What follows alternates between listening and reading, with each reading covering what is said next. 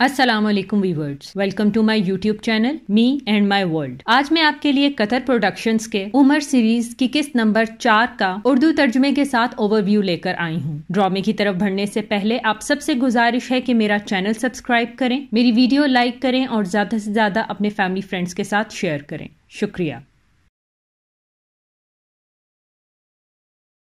किस्त नंबर 4 का आगाज एक ऐलान से होता है। शहर के बीच आवाज आती है, मक्के के लोगों, कुरैश के बड़ों, मेरी बात सुनो। मैं ऐलान करता हूँ कि मैंने सलीम को आजाद कर दिया, उसे अपने बेटे के तौर पर अपना लिया और आज से उसका नाम सलीम इब्ने अबू हुजैफा इब्ने उतबा इब्ने रबी है। ये मेरा वारिस है और मैं इसका वारिस हूँ। बिलाल जो कि एक हबशी गुलाम है कहता है मैं सलीम के लिए खुश हूँ। दूसरी तरफ बिलाल एक दूसरे हबशी गुलाम वहशी से कहता है एक गुलाम को दूसरे गुलाम की आजादी पर खुश होना चाहिए। वहशी कहता है इस मामले में मैं उससे हसद करता हूँ। अबू हुजैफा ने उसे अपनाने से पहले आजाद किया और इसे अपना नाम दिया और फिर इसको अपना वारिस बनाया, इसलिए कि वो एक अरबी गुलाम है। हम जैसे हबशी गुलामों का क्या? अगर वाकई कोई खालिक है तो उसने सफेद और काला क्यों बनाया? बिलाल वहशी से कहता है क्या तुम अपने रंग से नफरत करते हो? वहशी बिलाल से पूछता है क्या तुम नहीं करते? बिलाल वहशी से कहता है अगर मैं ऐसा करूंगा तो मैं खुद से नफरत करूंगा। वहशी कहता है तो फिर मैं खुद से नफरत क्यों ना करूं, क्योंकि लोग मुझे मेरे रंग की वजह से धुतकारते हैं। बिलाल वहशी से कहता है अब तुम उन्हीं की तरह हो गए हो, तुम अपने रंग को उनकी आंखों से देखते हो, तुम उनके गुलाम हो और वो अपनी ख्वाहिशात के गुलाम हैं और वो सच नहीं देखते। वहशी हैरानगी से बिलाल को देखता है और कहता है तुमने जो कहा क्या वो अजीब न था?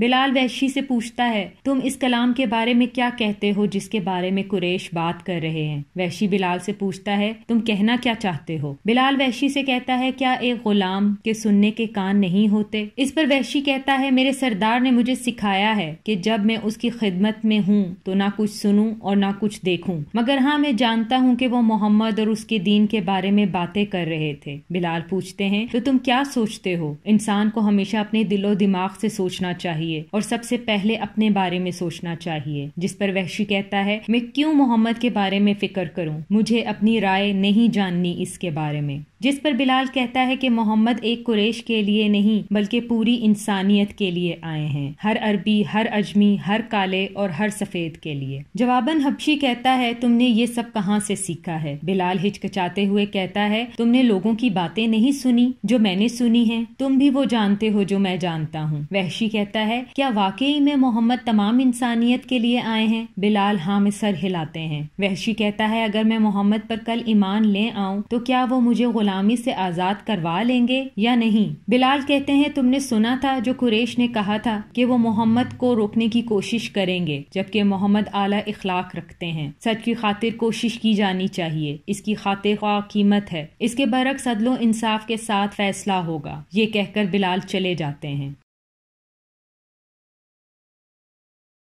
दूसरी तरफ अबू अल हकम अबू बकर को आवाज देते हुए घोड़े से उतरते हैं और कहते हैं तुम्हें हमने खुद में सबसे बेहतरीन समझा था उस वक्त तक जब तक मोहम्मद पर तुम ईमान नहीं लाए। तुमने अपने हमरा दूसरों को भी शामिल किया। तुम जल्द ही इसकी सजा भुगतोगे और देखते हैं कौन तुम्हें बचाएगा और कोई कबीला तुम्हारी हिफाजत नहीं करेगा। जवाबन अबू बकर कहते हैं कि हमारा जाहिल लोगों के साथ कोई काम नहीं। ये कहकर वो चल पड़ते हैं। जवाबन अबू हकम कहता है कि तुम नतीजा भुगतोगे। इब्ने मसूद कहता है कि खुदा के रसूल ने सच कहा था कि ये यकीनन अबू जहल है। इब्ने मसूद कहते हैं कि वो उसको जवाब देना चाहते थे, फिर चाहे उनकी जान ही क्यों ना चली जाती। अबू बकर फरमाते हैं हमें ऐसा करने का हुक्म नहीं। खुदा के रसूल हिकमत और ताकीद के साथ इंसानों को खुशखबरी और नसीहत देने के लिए आए हैं। सबने खुदा के पास वापस जाना है। तुम कैसे अल्लाह के कहे को नजरअंदाज कर सकते हो? इब्ने मसूद कुरान को याद रखो और फिर वो कुरान की तिलावत करते हैं। इब्ने मसूद जवाबन कहते हैं कि खुदा और उसका रसूल सच बोलता है, मैंने बारहा ये कलाम सुना है।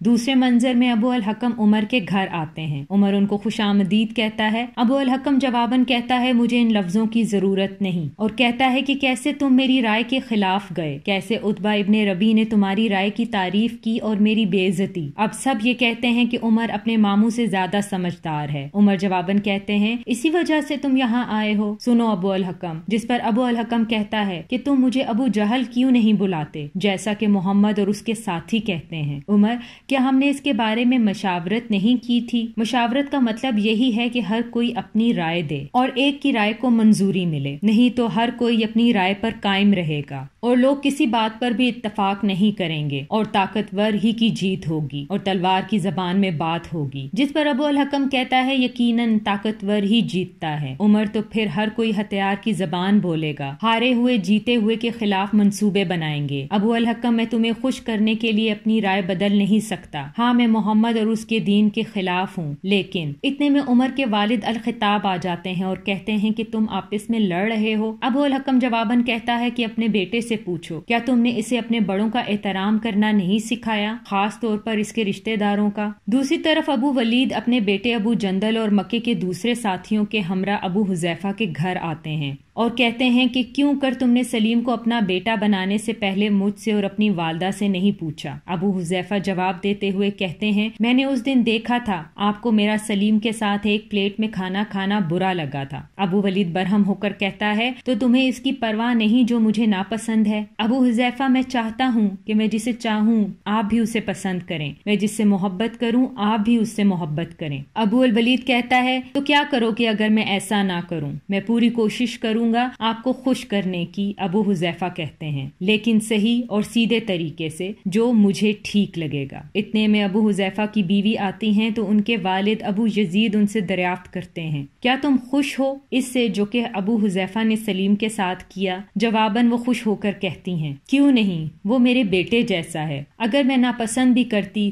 تب بھی اپنے شوہر کی مخالفت نہ کرتی، اور اگر میں اپنے شوہر کی مخالفت کرتی تو والد محترم سب سے پہلے آپ ہی کو برا لگتا۔ اتنے میں سلیم آ جاتا ہے، ابو الولید اسے اپنی طرف بلاتا ہے۔ ابو حذیفہ کے اشارہ کرنے پر وہ آگے بڑھتا ہے۔ ابو الولید اسے بیٹھنے کو کہتے ہیں اور کہتے ہیں کہ ابو حذیفہ نے جو کیا میں اس کے حق میں نہیں، لیکن خیر، تم اب ہمارے خاندان کا حصہ ہو، جو تمہاری بے عزتی کرے گا وہ ہماری کرے گا، ہم اپنی روایات کے قائل ہیں، اس لیے اپنے والد ابو حذیفہ کے ساتھ رہنا۔ جواباً سلیم کہتا ہے، میں اپنی پوری زندگی ان کا ساتھ نہ چھوڑوں گا، ان کی خاطر میں اپنی جان تک دے سکتا ہوں۔ ابو حذیفہ کہتے ہیں کہ والد صاحب، میں جانتا ہوں کہ تمام لوگ آپ کا احترام کرتے ہیں۔ ابو ولید کہتے ہیں، تم میری خوشامد نہ کرو جبکہ تم میرے بیٹے ہو، اور ویسے بھی تم میرے بعد اس قبیلے کے سردار ہو۔ ابو حذیفہ کہتے ہیں، میں نے آپ کو پہلے بھی بتایا تھا میں اس عہدے کے لیے مناسب نہیں، میرے بھائی الولید زیادہ مناسب ہیں۔